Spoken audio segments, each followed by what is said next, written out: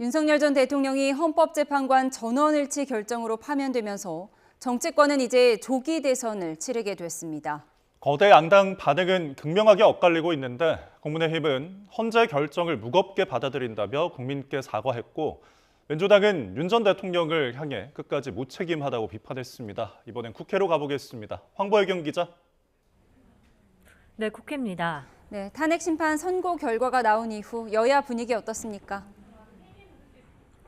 먼저 국민의힘은 만장일치 파면 결정에 침통한 분위기가 역력합니다.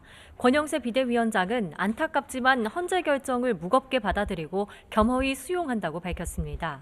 또 집권당으로서 역할을 다하지 못해 책임을 통감하고 국민께 진심으로 사과한다며 고개를 숙였습니다. 직접 들어보시겠습니다.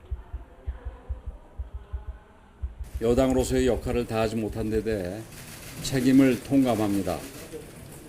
민주당이 국회를 장악한 상황에서 반복되는 의회 폭주와 정치적 폭거를 제대로 막아내지 못한 점도 반성합니다.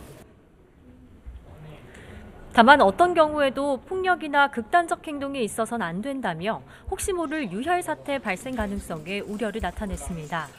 선고 직후 열린 긴급 의원총회에 참석한 의원들은 기자들에게 상상도 못한 결과라며 당혹감을 감추지 못하거나 지금은 반성이 먼저라며 말을 아꼈습니다. 국민의힘은 최상무 경제부총리 탄핵안을 법사위로 회부한 국회 본회의에도 참석하지 않고 헌재 결정에 대해 숙고하는 시간을 갖기로 했습니다.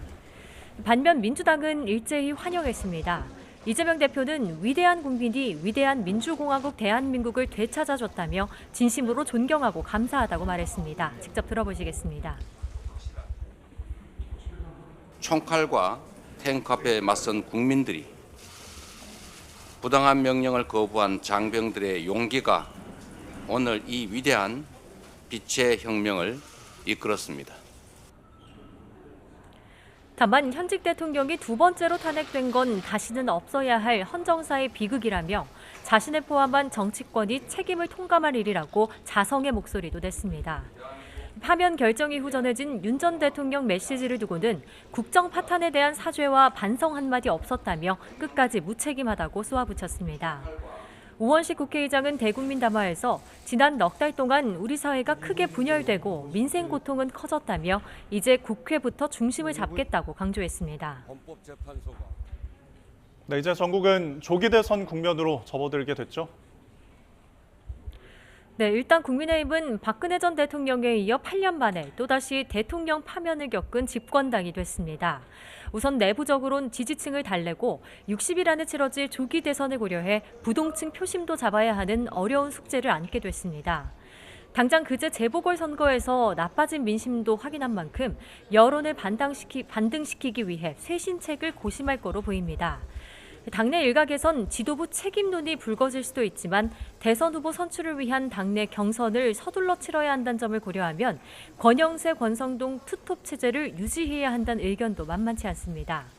권성동 원내대표는 위험천만한 이재명 세력에게 미래를 맡길 수는 없다며 당장 두 달 뒤 열리는 대선 승리를 위한 단결을 강조했습니다. 당내 경선은 치열할 거로 보입니다. 친윤계와 비윤계 주자들이 각각 배신론과 책임론을 제기하며 서로 치받을 가능성이 있고 파면된 윤 전 대통령과 관계를 어떻게 설정할지도 주목됩니다. 반면 민주당은 3년 만에 정권 탈환을 노리고 계엄 심판론을 부각할 거로 보입니다. 이재명 대표는 조기 대선과 당내 경선 일정 윤곽이 잡히는 대로 대권에 도전하기 위해 당 대표직에서 물러날 예정입니다. 지난주 공직선거법 항소심 재판에서 무죄를 선고받으면서 야권 주자로서 입지가 더 굳어졌다는 분석이 지배적인데요. 이 당대 비명계 인사들의 통합, 개헌 요구나 야권 전체 통합 경선 주장이 다시 불거질 수 있지만 이 대표 독주 체제를 흔들 변수는 아직까진 보이지 않고 있습니다. 다만 여전히 남은 재판들이 많고 상대 진영을 비롯한 비명계 반 이재명 정서가 적잖다는 점은 조기 대선 국면에서 부담으로 작용하리란 전망입니다. 본격적인 민주당 조기 대선 레이스는 이재명 대표의 대표직 사퇴 발표 시점부터 시작될 예정입니다. 지금까지 국회에서 전해드렸습니다.